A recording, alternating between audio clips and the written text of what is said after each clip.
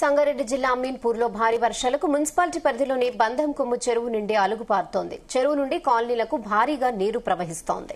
ఇళ్లలోకి చెరువు నీరు చేరడంతో కాలనీవాసులు తీవ్ర ఇబ్బందులు పడుతున్నారు. చెరువు పొంగడంతో చేప పిల్లలు రోడ్డుపై ప్రవహిస్తున్నాయి.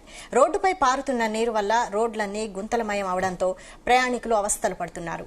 చెరువులో ఉన్న తూములను సరిచేయాలని స్థానికులు డిమాండ్ చేస్తున్నారు.